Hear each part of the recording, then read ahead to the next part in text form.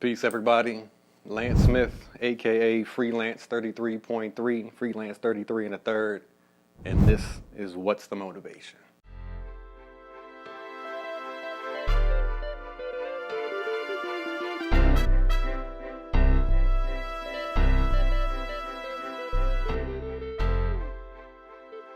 So the main difference between the DMV scene from 2000 to now, the short answer is, I forgot, because there is no short answer. I think there's, in 2000 it was more, there was no DMV, right? For lack of a better words, and for me, I'm from DC, it's still DC, but we weren't as a city, I think, thinking about everybody around us, right? So it was more about this one place. It was clicked up. It was niche-y. You know what I'm saying? Niched up. Not to say that people didn't get along, people didn't work with each other, but instead of doing this and embracing everybody around us and in the city, I think it was more of, word, I'm going this way, doing my thing. Best of luck to you doing your thing that way, instead of like, yo, we're going in the same direction. Let's see what we can do. Let's see if we can walk together. See if we can, build. There were also more venues for, in my opinion, MCing, DJing, breaking, graffiti. Not to say that there aren't a lot now, but I remember being in a car with my oldest and pointing out 10 spots between 9th and 14th on U Street where I used to play music and be rhyming Bama's faces off, and go see music and see Bama's rhyming people's faces off, and hear live hip hop and live shows, and see all the elements of what it still means to so much of us. There's the Coffee House, Song High, Bar None, State of the Union, like the Gardens you could see stuff at. And that's just on U Street, right? And that's not all of them. Not all of them at all. There's still Velvet Lounge, is still dope. Where did we used to throw Mother's Milk on 9th and U? Whatever that joint used to be. DC's finest, I think. So there's, not that there's less opportunity. I think I know there are less venues strictly catered to that. And we're helping each other now. Now it's the DMV, it's all encompassing. I still don't like the term, it drives me crazy. Maybe that's just because I'm from here. But I think that us being sound of mind, being like, yo, everybody doing this, we could put the whole joint on.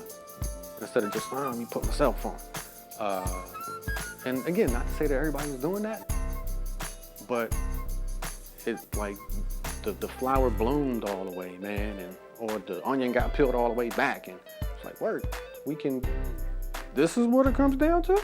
That's all? Come on. So yeah, I think that's the biggest difference. Because I'm not gonna talk about quality of music. It's not my place. Yeah, that's it. Yo, okay, so the old spots, like, all right, so I mentioned a few of the places on U Street where Harambe, how could I forget about Harambe? Jesus, man. But see, again, that goes to show you how much that we in the circle that I was around didn't focus so much on us. Like, we threw the illest live open mic for hip hop, R&B, and poetry for them conscious cats and the lunched out cats, for everybody on a Wednesday night that I know inspired tie, because he told me so. And I was like, damn, really? Because he was throwing the Cakes and Kisses parties a couple years after Harambe stopped. But I always because I mentioned the Crooked Apostles before, and it was we still are a dope band. It's the 20-year anniversary, as a matter of fact, this year of the Crooked Apostles. Live hip-hop organic funk is what we build ourselves as, and we threw a party for y'all. But and shout out to Grog and Tankard too, and the Cage, that is now the Black Cat, formerly the Cage, now the Black Cat.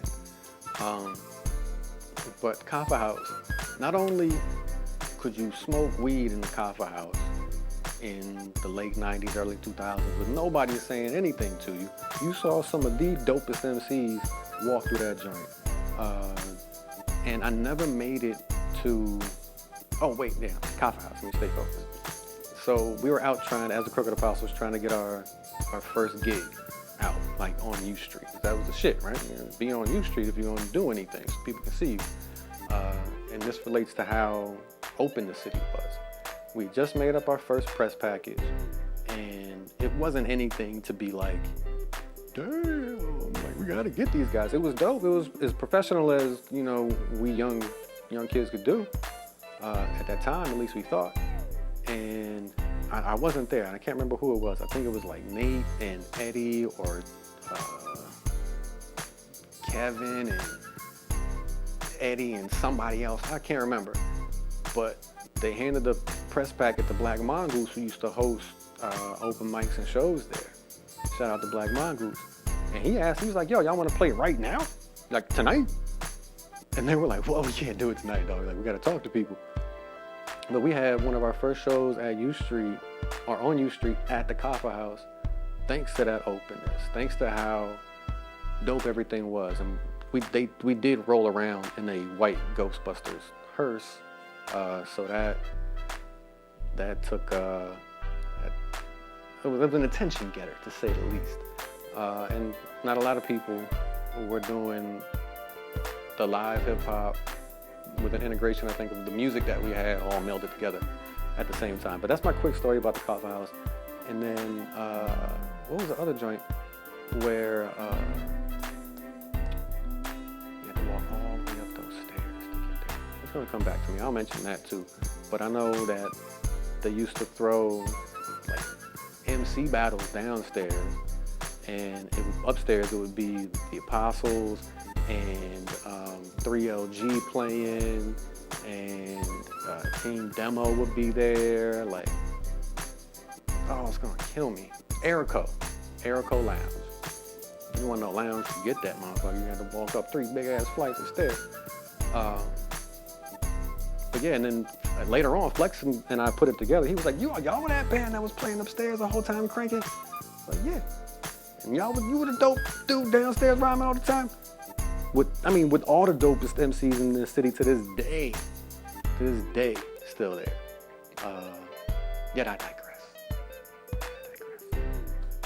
Copper House, U Street, dope. Smoking weed, taking shots, playing live music. It happened. It was for real. I would like to take my artistry. I don't know, that's a really good question. I don't think about it like that. Wherever it dictates, I go. You know what I mean? There's a quote that CeeLo wrote a long time ago. He's like, I write when the spirit moves me to. So I don't force anything. So whichever way it goes, like that surfing, riding the wave, jumping on and off I was talking about in the beginning, it depends. So the musical part of my artistry has taken me into being very, very creative with painting and making jewelry, but and cooking, and through that creativity, I was able to use that to like slanging drinks and coming up with stuff that a lot of people don't know off the top of their head. It's like, blap, there you go, and I'm gonna call it this. Wherever it dictates I go, that's where I go. I can't tell you what I'm gonna do. I didn't think I would be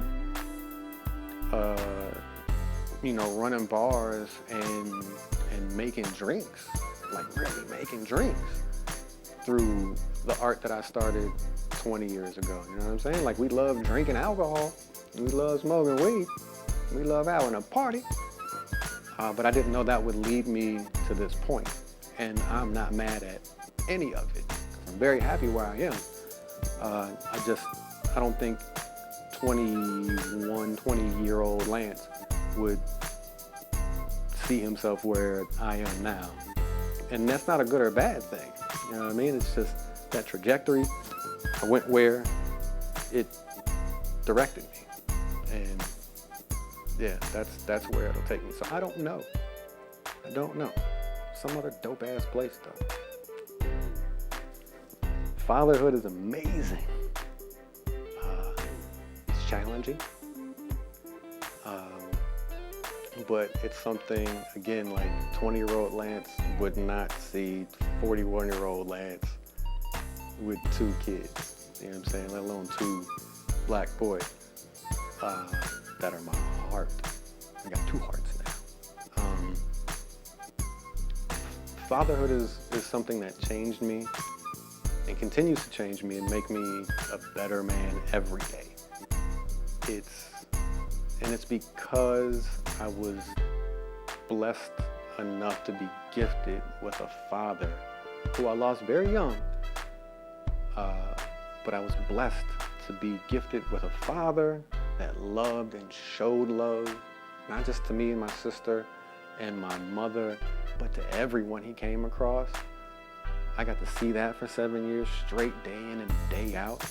And when he transitioned, I still got that. It's not like it stopped. I got it from his brothers. I got it from his sisters. I got it and get it from my cousins, my older cousins who helped raise me and pick me up and keep me here with it after he passed, and reminded me of who I am day in and day out. So if I didn't have that as not just a foundation, but floors to what and who I am right now, I don't think I'd be half the father or the father I am now without that. So when they say it takes a village to raise a dope child, not just a dope kid. And I was able to have that. And without that, I wouldn't be what I am, and I wouldn't love it so much either. My father loved being a father. My uncles they loved being fathers and uncles. I love being an uncle. You know what I mean? So it's an amazing journey that won't stop until I'm not here. You know what I'm saying? So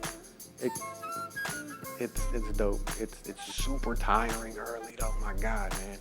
I don't care how many kids you have, that shit don't ever get easy, man. They be waking up. I remember the first Zen, when I first had him, everybody knew I had him. I was running an after-school program up at 35.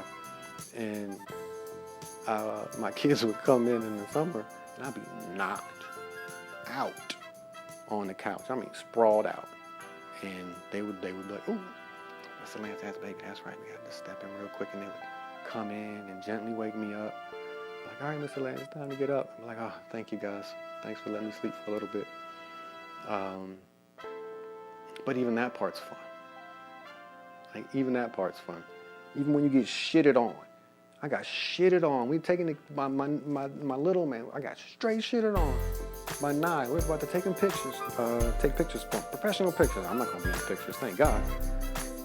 And this is partially my fault. And you would have think I would have known better because I did it before. I'm changing them on my lap. I didn't put the diaper down, and this spam was just. I'm walking around the mall out Wheaton, looking like I pissed myself. Probably shit myself through the front. Nobody knows how that can happen because I didn't put the diaper down. But even that part, see, I can tell you that story, right? And that shit is making me laugh now. I laughed when it happened. That part is dope too. You know, so they get on your nerves. You gonna get on their nerves. So guide them the right way, man. That's all I want, man. I want my kid to be better than me. I want his younger brother to be better than him and me. So it's dope, man. It's fun. All these answers could be so quick, but I'm long-winded.